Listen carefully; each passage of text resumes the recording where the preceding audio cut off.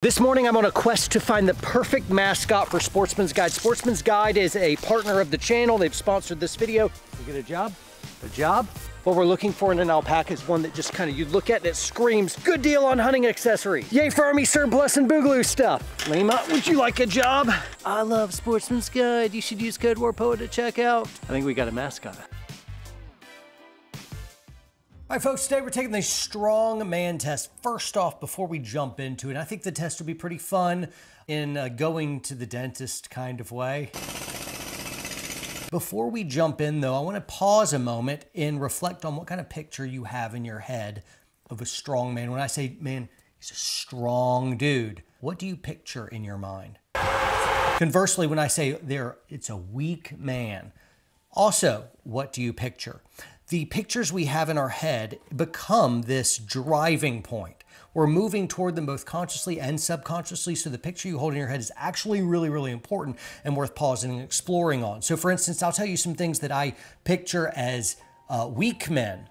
One is a gym rat, super jacked, ready to go, but he's not in control of his emotions. He can barely keep down a job. He's not morally good either, just partying it up and whatnot. That's a weak man to me. That's a little boy who put on a bunch of muscles. You could also take kind of the John Wayne checked out, emotionally unavailable dad. You've never seen him cry. You never will. Why? Because he's not spiritually, emotionally engaged. His capacity to really love and commit and invest is very, very small. And so I would measure him in one capacity of like, yeah, he's really tough, but he's a weak man still. A guy that's always complaining about everything. Something's always someone else's fault. Even if it's true, it doesn't matter. It doesn't change your state of affairs. You need to be able to muscle up, do something about it, accept your lot, and feel like, hey, I got a deeper hole to climb out of. We'll start climbing. Complaining doesn't do anything except make you a bummer to hang out with. Another person I'll picture is somebody who's just physically weak and fragile. Stump their toe and weeps about it. I'm like, man, there's strong tears. Say Jesus cried when he heard of the death of Lazarus. He wept because he loved him so much. That's actually strong tears. So here's what we're gonna do. We're gonna analyze ourselves in 4 different categories. This is where the test comes in. We're gonna look at our physical strength, our emotional strength, our mental strength, and our spiritual strength. That's like moral strength, character kind of stuff. We'll go through that. The possibility is you can score 25 points in each of the categories. 25 times 4 is 100. Math is evil, but we have to employ it for the purposes of our test. So here you go. Get ready to assign yourself a score, 0 to 25 on physical strength. Physical strength is you can move heavy stuff. You're physically powerful. I'd also expand that definition, and it's not just you move really heavy Hulk smash kind of things, but you got some agility and flexibility, you got some speed. You're just overall very fit and very sturdy. You seldom get sick. You have good physical energy. You're good to go. Physical strength, what did you get? I did not do super great on this. I'm going to give myself like a 15. What do you think of that, Ben? 15? You're being pretty humble. 15 and a half. I've invested a lot into books these days. Hey there. I vacillate somewhere between a librarian body and a special operations guy. I'm gonna give myself a 15 and a half, a 16 right there for physical strength. I'm not gonna rate myself on each one of these. These are return rhetorical, but I'll just say I gotta work on that one. Mental strength is next. I care a great amount about this. You are intelligent. You are educated, and education doesn't necessarily mean schooling. You could be incredibly educated and have never gone to college. Creative powers are a really big deal. You're able to solve problems. Your plans usually work out. Good job.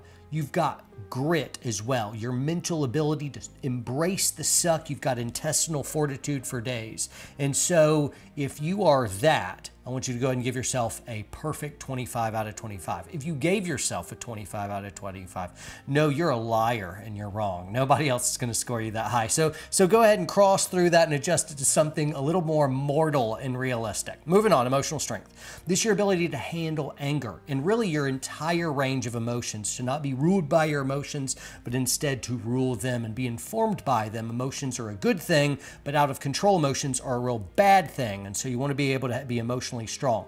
How well do you handle disappointment? You have expectations, and when those get dashed, can you really flexibly roll with the punches? How good are you at rejection? How able are you to deal with loss? Now, being completely impervious to loss actually would show a spiritual deficiency. But is that something that just completely takes you out of life indefinitely?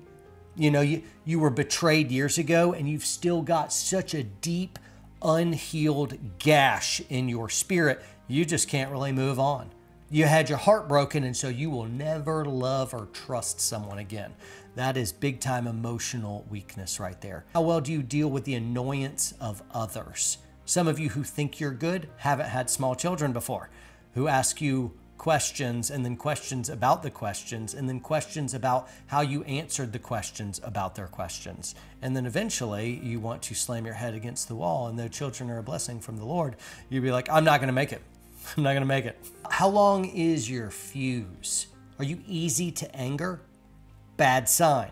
So here's your emotional strength. How well did you score? 0 out of 25. Go ahead and write that down. Last one, spiritual strength. When I talk about somebody being a weak man, generally this is what I mean.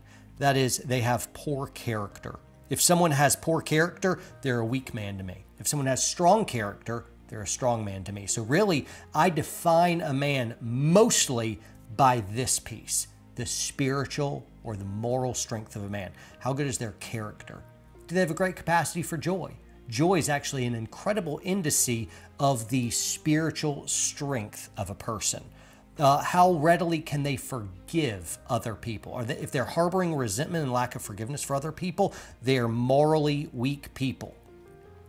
What is their capacity to love deeply? I'm thinking of some faces right now, some people that just love so extravagantly. Their laugh is richer and deeper, and they celebrate with folks. And they're some of the greatest people on the planet that I've met through church. Their capacity to love is rich, deep waters. They love deeply. They're strong men.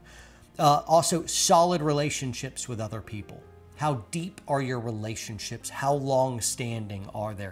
What is the integrity and trust that you've built over years and years of really being known and knowing someone else? This is all indicative of great spiritual strength. And so, scale of 0 to Jesus, how did you rank somewhere in there? If you gave yourself 25, then you're super arrogant and you're actually closer to like a 4. And so you need to be able to hash that out. But what is your score? Tally up physical, mental, emotional, and spiritual strength, guys. And I want you to post your score down below. Also, I want you, aside from your score, you say, I need to work on this one the most, and I am shining the brightest on this other. So I don't know where I'm ranking the highest. I'm pretty hard on myself generally. And so I think my wife and Ben here behind the camera, I have a feeling you would score me higher on all the areas than I would on myself. Not to say y'all think well of me, just to think I am really hard on myself. Anyway, I'd like to know, what's your area you need to improve the most on? What are you doing the best in? What's your overall score? Share down below in the comments. Really appreciate you guys tuning in. I care deeply that us warrior poets are strong people, because we're out there in a world that desperately needs us to be as strong as possible, so that we can not only carry our own junk, but that we can carry the burdens of other people, make the world a better, safer place. So I salute you guys for actually caring, investing, and being good dudes. So thanks for being my brother. This is John Lovell, Warrior Poet Society, saying peace out, train hard, train smart, subscribe, share, like, comment, all that stuff, blah, blah, blah, blah, blah, etc., etc. The flittery fingers thing there just docked all the areas of strength by 3 points. Flittery fingers is not something strong men do. Oh, I suck. I'm out of here. See you guys.